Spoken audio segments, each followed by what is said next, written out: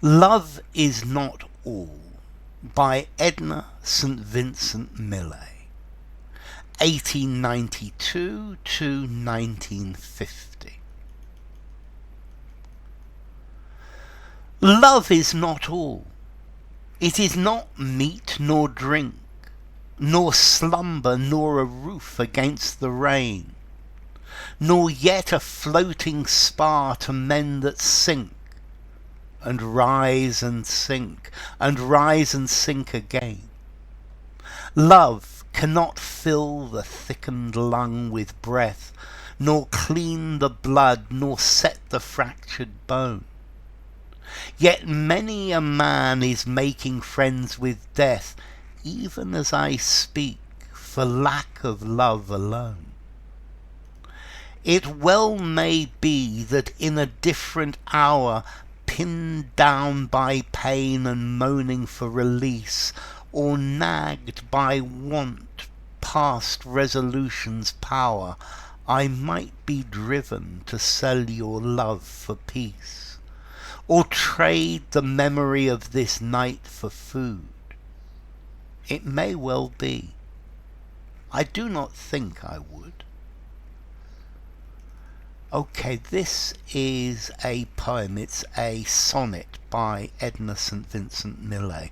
She liked to use this old-fashioned format of a sonnet. She was an American poet from Portland, Maine. Not from Portland, from Maine, from Rockland, Maine. And let's see, I think she had two sisters, and her mother brought her up on her own. Now, Millay is a leading feminist from the Roaring Twenties in New York. She lived in Greenwich Village during the Roaring Twenties, and she was a leading feminist of the time. She was very, very popular. She won a Pulitzer Prize, and she lived a bohemian lifestyle with open relationships, and her political stance was against the status quo of the time. So what's this poem about? Well, this poem is saying love is great. Love is a really good, it is a great thing, but you can't live by love. That love is not all, it's not everything, as the title says. And it can't help you if you're in need of food or shelter or water or sleep. Love can't cure diseases. But despite all of this, people, they die for love. They physically and mentally kill themselves for love.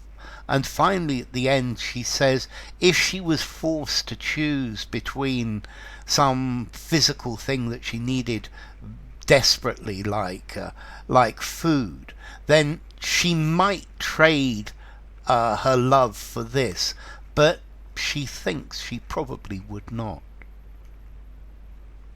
Love is not all. So love is not everything. Love is important, but it's not everything. It is not meat nor drink.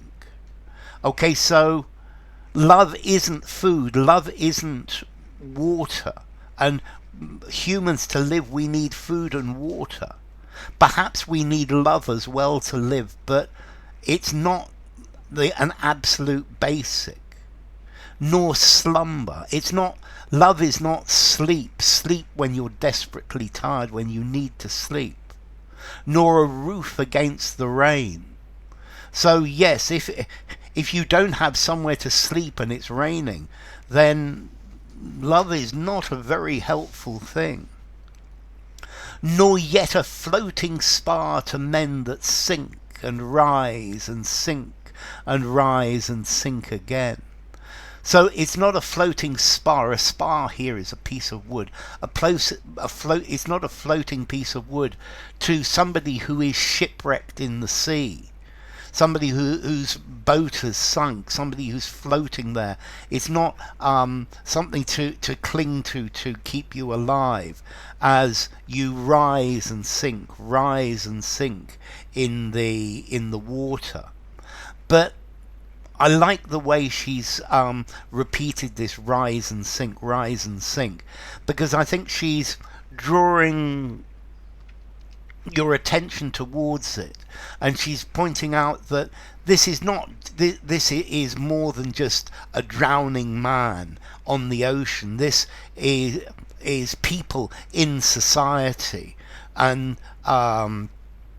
love is not something that can get you out of the ups and downs of life, the good bits and the better bits and the bad bits, or the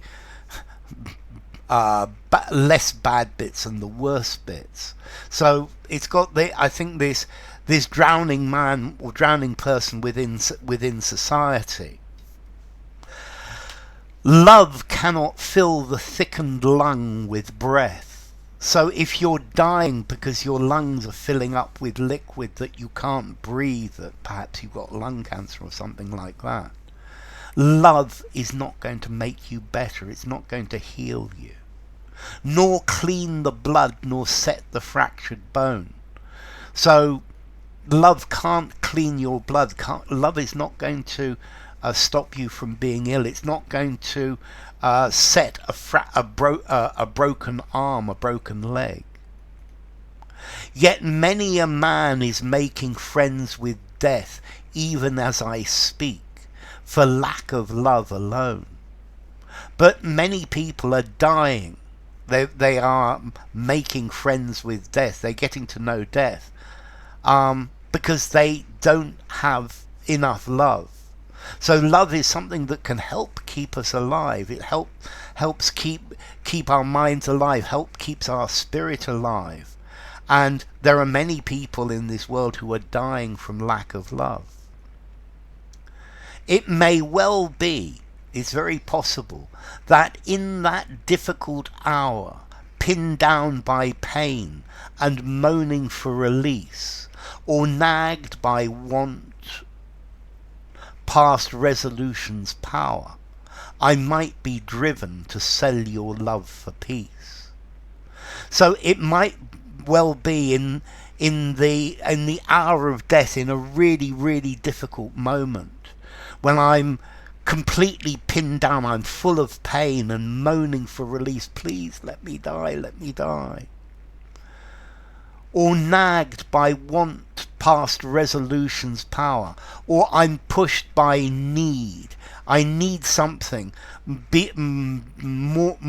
than I can bear. Then I might be driven to sell your love for peace. I might sell your love for peace, for to stop the pain, or to get what I need. I might trade love for peace, or trade the memory of this night for food. If I was dying of hunger, maybe I would trade the memory of this wonderful night I spent with you, this night of love I spent with you, for food. So maybe in a really difficult moment, I would trade love for something more physical, more tangible. It may well be. I do not think I would. So she's saying it could be, she can't tell, but she doesn't think that she would trade love for a change in her circumstance if she was desperate. That yes, she is human, and perhaps that she might sell her love, but she doesn't think she would. She thinks it's something that she would want to hold on to, that it's something that is really important to her. So Love Is Not All by Edna St. Vincent Millay.